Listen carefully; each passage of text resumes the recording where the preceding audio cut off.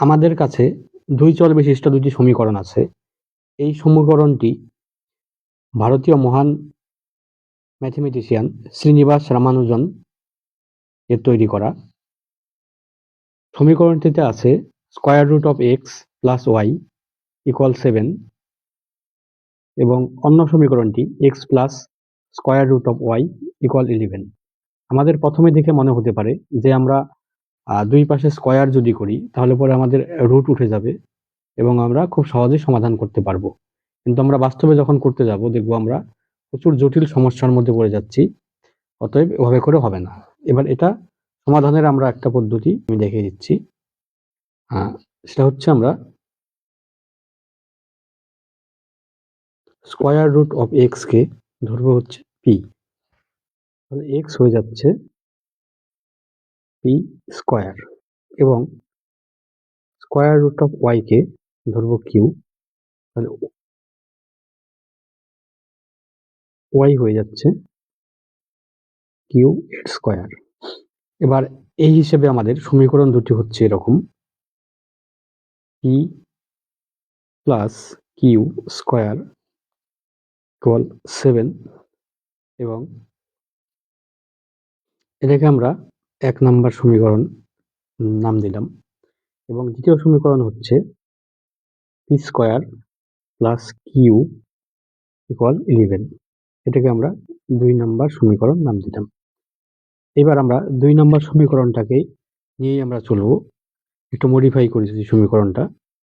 এখান থেকে হয়ে যাচ্ছে P square plus Q equal to 7 plus 4।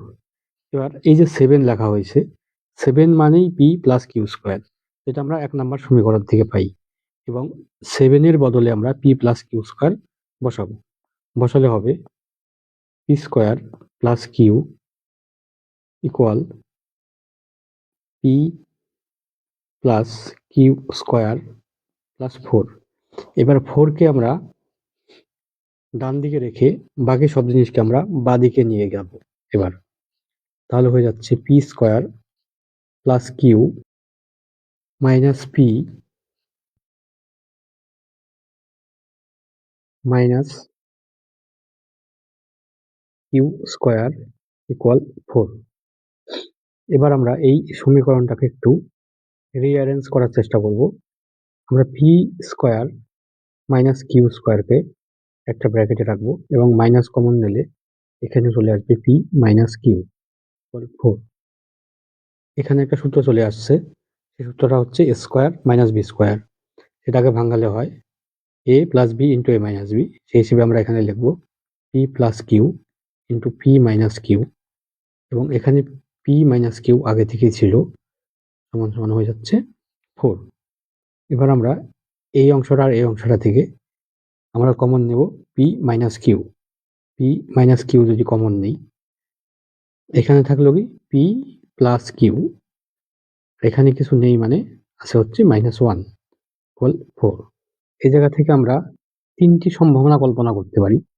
এই কল্পনাটা হচ্ছে আমরা 4 কে 3 ভাবে লিখতে পারি। প্রথমে লিখতে পারি আমরা 4 ইন্টু 1, তারপরে লিখতে পারি 2 ইন্টু 2 এবং লিখতে পারি আমরা 1 ইন্টু 4। এই আমরা 3টি সম্ভাবনাই আমরা পরপর যাচাই করে দেখব। আচ্ছা, প্রথম সম্ভাবনাটা আমরা দেখি তাহলে, পি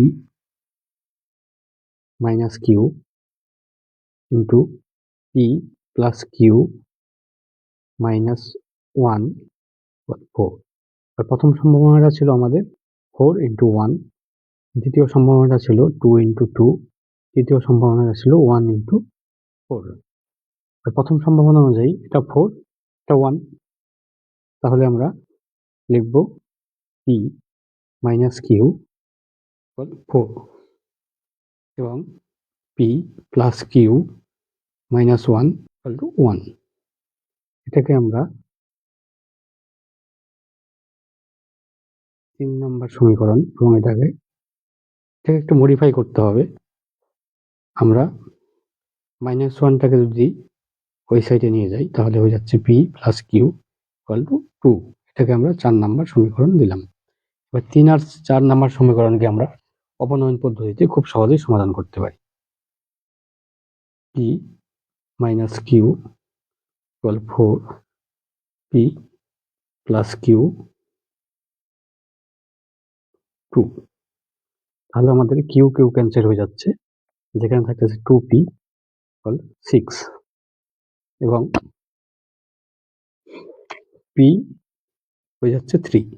এবার যদি আমরা 4 নাম্বার সমীকরণে p এর মান বসাই তাহলে হয়ে যাবে 3 plus q equal 2। তার মানে q হয়ে যাচ্ছে -1। এবার আমরা আগেই বলেছিলাম যে হচ্ছে x ও y পজিটিভ ইন্টিজার। এছাড়াও আমরা q এর মান ধরেছিলাম, q কে ধরেছিলাম √x এর সমান।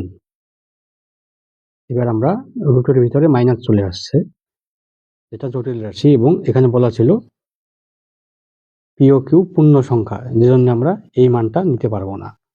তাহলে আমরা এই মানটা কি আমাদের ক্যান্সেল করতে হচ্ছে। তৃতীয় সম্ভাবনা কি ছিল আমাদের, PO2 QO2। সেখানে আমাদের কি আসছে, তা হচ্ছে আমাদের সেকেন্ড পসিবিলিটি। সেকেন্ড পসিবিলিটিতে আমাদের p মাইনাস কিউ 2, এটাকে আমরা যে কোনো একটা নাম দিই, 7 নম্বর সমীকরণ।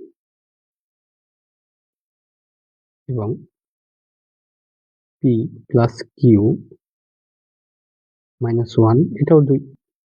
এটাকে যদি আমরা মডিফাই করি, p প্লাস কিউ 3, এটাকে আমরা 8 নাম্বার সমীকরণ আনলাম। এবার আমরা 7, 8, 8কে আবার যদি অপনয়ন করি তাহলে আমরা p আর q এর ভ্যালু পাবো। p minus Q 2, p plus Q হচ্ছে 3। তাহলে কিউ ক্যান্সেল, 2p হয়ে যাচ্ছে 5। p মানে 5/2। এটা একটা ভগ্নাংশ সংখ্যা, যেটা আমাদের শর্তে প্রথমেই দেওয়া ছিল x ও y হচ্ছে পূর্ণ সংখ্যা। এই শর্ত আমাদের মানে না এই সমীকরণ এর সমাধান, তাহলে এটাও আমাদের ক্যান্সেল করতে হবে। তাহলে আমরা তৃতীয় সম্ভাবনার মধ্যে যাই এবার। এরপর আমরা থার্ড পসিবিলিটি যেটা আছে সেটার দিকে যাব। থার্ড পসিবিলিটি অনুযায়ী p মাইনাস কিউ কি ছিল আমাদের থার্ড পসিবিলিটিতে 1। p minus q third possibility অনুযায়ী p মাইনাস কিউ হচ্ছে 1 আর p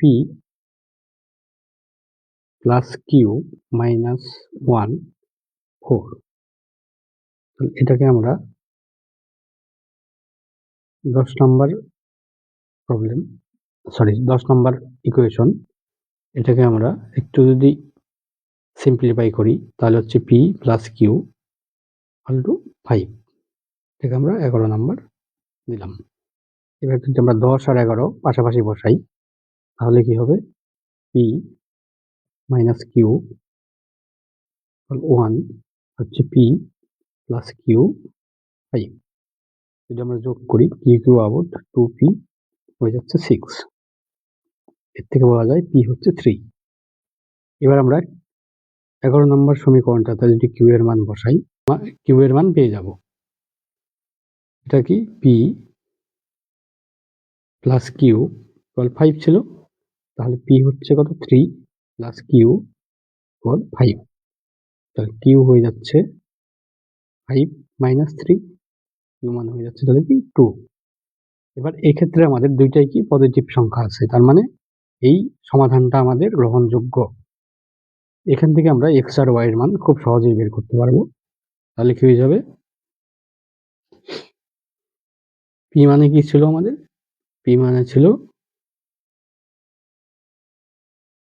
√x আর p স্কয়ার মানে ছিল x, তার মানে x হয়ে যাচ্ছে 3 স্কয়ার মানে 9।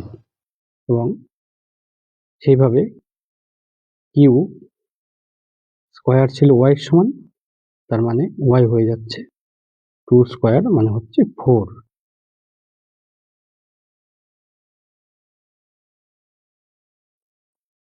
এই দুইটাই আমাদের অ্যান্সার।